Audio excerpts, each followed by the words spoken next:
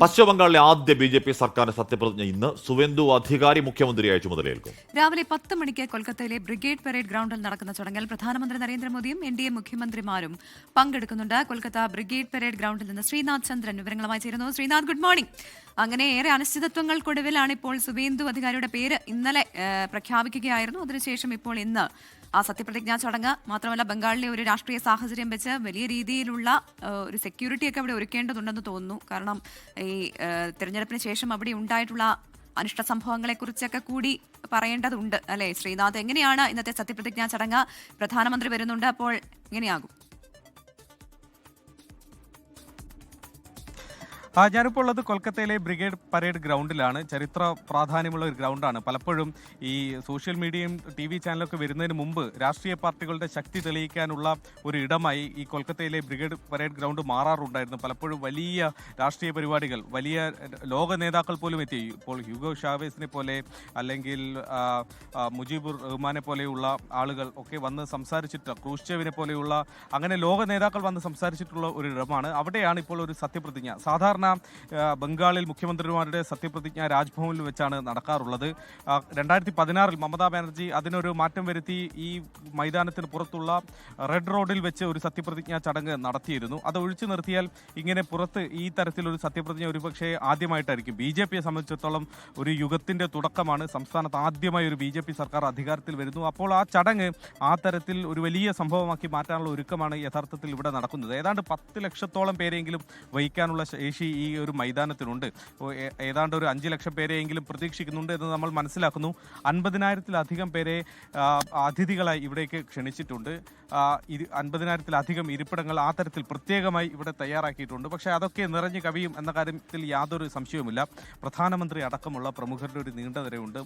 NDA ഭരിക്കുന്ന സംസ്ഥാനങ്ങളിലെ മുഖ്യമന്ത്രിമാർ എത്തുന്നുണ്ട്. അങ്ങനെ BJP രാജ്യത്തെ അവരുടെ കരുത്ത് എന്ത് എന്ന് കാണിക്കുന്ന ഒരു വേദി കൂടിയായി ഈ സത്യപ്രതിജ്ഞ ചടങ്ങ് മാറുകയാണ്. സുവേന്ദു അധികാരി എന്നൊരു ഒറ്റ പേരിലേക്ക് ഇന്നലെ എത്തി. നിയമസഭാ കക്ഷി യോഗത്തിൽ നമ്മൾ അവിടെ പോയിരുന്നു. അത് നമ്മൾ നേരിട്ട് റിപ്പോർട്ട് ചെയ്തതാണ്. അവിടെ സുവേന്ദു അധികാരി അല്ലാതെ മറ്റൊരു പേര് ഉയർന്നു കേട്ടതേയില്ല. സുവേന്ദു അധികാരി എന്നത് ഒരു കാലത്ത് മമതാ ബാനർജിയുടെ വിശ്വസ്തനായിരുന്നു. നന്ദിഗ്രാം സമരകാലത്ത് യഥാർത്ഥത്തിൽ ഈ ബംഗാൾ രാഷ്ട്രീയത്തിൽ സമീപകാലത്തുണ്ടായ എല്ലാ രാഷ്ട്രീയ മാറ്റങ്ങളിലും സുവേന്ദു അധികാരി ഉണ്ടായിരുന്നു എന്നതാണ് ചരിത്രം. CPM-ന്റെ ഒരു തകർച്ച, ഇടതുപക്ഷത്തിന്റെ തകർച്ചയ്ക്ക് കാരണമായി നന്ദിഗ്രാം സമരത്തിന്റെ മുൻനിരയിൽ സുവേന്ദു അധികാരി ഉണ്ടായിരുന്നു. അവിടെ ജനങ്ങളെ സംഘടിപ്പിക്കുന്നതിൽ അദ്ദേഹം മുന്നിൽ. പിന്നീട് തൃണമൂൽ കോൺഗ്രസ് വലിയ രാഷ്ട്രീയ ശക്തിയായി സംസ്ഥാനത്ത് മാറിയപ്പോൾ അവിടെയും നേതൃതലത്തിൽ സുവേന്ദു അധികാരി ഉണ്ടായിരുന്നു. പിന്നീട് 2020 പാർട്ടിക്കകത്തെ പല തർക്കങ്ങളെ തുടർന്ന് അദ്ദേഹം പാർട്ടി വിടുന്നു, BJPയിൽ ചേരുന്നു. 2021 മമതയെ തോൽപ്പിക്കുന്നു. അങ്ങനെ സംസ്ഥാനത്ത് BJP വളർന്നപ്പോൾ അവിടെയും നായക സ്ഥാനത്ത് ഇപ്പോൾ സുവേന്ദു അധികാരി തന്നെയാണുള്ളത്. അങ്ങനെ സംസ്ഥാന രാഷ്ട്രീയത്തെ സംബന്ധിച്ചിടത്തോളം, ബംഗാൾ രാഷ്ട്രീയത്തെ സംബന്ധിച്ചിടത്തോളം ഇപ്പോഴത്തെ ഏറ്റവും കരുത്തനായ നേതാവ് ആര് എന്ന ചോദ്യത്തിന് സുവേന്ദു എന്ന ഉത്തരത്തിലേക്ക് പതിയെ എത്തുകയാണ്. ഒരു കാലത്ത് മമതാ ബാനർജി ലഭിച്ചിരുന്ന ആ ഒരു വലിയ പദവിയിലേക്ക് ഇപ്പോൾ സുവേന്ദു അധികാരി പതിയെ മമതയെ തോൽപ്പിച്ച് തന്നെ അധികാരം പിടിച്ച് ആ പദവിയിലേക്ക് അദ്ദേഹം ഉയരുകയാണ്. ശ്രീനാഥ്, കുറെ നാളായി ബംഗാളിലും കൊൽക്കത്തയിലും അതിന് ക്രിസ്കോസ് ഒക്കെ ഇറങ്ങാണ്. ബംഗാളി ഭാഷ വല്ലതും പഠിച്ചോ? ഹാഷ്മി, പ്രവിത, സുഖമാണോ എന്ന് ബംഗാളി ചോദിക്കാവോ? രാവിലെ ടാസ്ക് ഇതുവരെ പഠിച്ചിട്ടില്ല.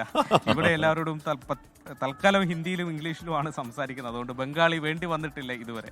ജോയ് ബംഗ്ല എന്തോ വാക്ക് പഠിച്ചിട്ടുണ്ട്. അതാണ്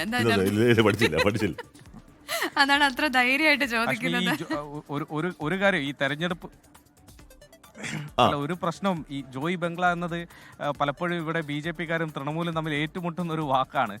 ജോയ് ബംഗ്ല എന്ന് പറഞ്ഞാൽ BJPക്കാർക്ക് അത് ഒരല്പം വിഷമം ഉണ്ടാക്കുന്ന ഒരു വാക്കാണ്. അതിന് രാഷ്ട്രീയപരമായി ചില പ്രശ്നങ്ങൾ. ഞാൻ ബംഗാളിൽ പോയിട്ടുണ്ട്. അപ്പോൾ കുറെ മുമ്പാണ്. അപ്പോൾ പോയപ്പോഴത്തേക്ക് നമ്മൾ അവിടെ ബംഗാളികളുമായിട്ട് റാപ്പ് ഉണ്ടാക്കാൻ ജോയ് ബംഗ്ല എന്ന് പറഞ്ഞു കഴിഞ്ഞാൽ അവർ ഭയങ്കര ഹാപ്പിയാ. മാറിയോ? ആ കളിയൊക്കെ മാറിയോ? വേറെന്തൊക്കെ ആയോ? അപ്പൊ പഠിച്ചതിന്റെ കോണ്ടെക്സ്റ്റ് മാറി. അപ്പൊ ഇനിയിപ്പോ അത് ഉപയോഗിക്കാൻ പറ്റില്ല. ഞാനിവിടെ നന്ദിഗ്രാമിൽ സുവേന്ദു അധികാരിയുടെ ഒരു പരിപാടിക്ക് ഈ തെരഞ്ഞെടുപ്പ് നടക്കുന്ന ദിവസം അവിടെ പോയിരുന്നു. അന്ന് സുവേന്ദു അധികാരിയോടൊപ്പം പല ബൂത്തുകളിലും പോകുമ്പോൾ നമ്മളും ഒപ്പം എന്താണ് സംഭവിക്കുന്നതെന്ന് അറിയാൻ വേണ്ടി പോയി. അങ്ങനെ ഇടയ്ക്ക് വെച്ച് അദ്ദേഹത്തിന്റെ വാഹനം നിൽക്കുകയും പെട്ടെന്ന് അവിടെ ഒരു സംഘർഷ സാഹചര്യം ഉണ്ടാവുകയും നമ്മളൊക്കെ ഓടിച്ചെന്ന് എന്താണ് പ്രശ്നമെന്ന് അന്വേഷിക്കുകയും ചെയ്തു. അപ്പോഴാണ് അവിടെ ഇന്ത്യൻ എക്സ്പ്രസിന്റെ ആണെന്ന് തോന്നുന്നു ഒരു ക്യാമറാമാൻ, ഒരു ഫോട്ടോഗ്രാഫറാണ് എന്നോട് പറഞ്ഞത്, അത് പ്രശ്നമൊന്നുമില്ല, അവിടെ കുറച്ചുപേർ കൂടി ജോയ് ബംഗ്ല എന്ന് അദ്ദേഹത്തെ നോക്കി വിളിച്ചു, അതാണ് പെട്ടെന്നൊരു സംഘർഷ സാഹചര്യം അവിടെ ഉണ്ടാവാൻ കാരണമെന്ന് ഒരു അനുഭവം അതുമായി ബന്ധപ്പെട്ടൊന്ന് ഓർത്തെടുത്തതാണ്. ഹാഷ്മി, ഓക്കേ. അപ്പോൾ എന്ന് പറഞ്ഞാൽ പണ്ട് ജോയ് ബംഗ്ലാവ് തന്നെ പണ്ടെന്ന് പറഞ്ഞാൽ ഒരു 8 വർഷം മുമ്പ് ജോയ് ബംഗ്ലാവ് വലിയ പ്രശ്നമൊന്നും ഇല്ലായിരുന്നു. എന്തിനാണോ എന്തോ തിരുവനന്തപുരത്തേക്ക് പറഞ്ഞ പോലെ എന്തിനാണോ എന്തോ.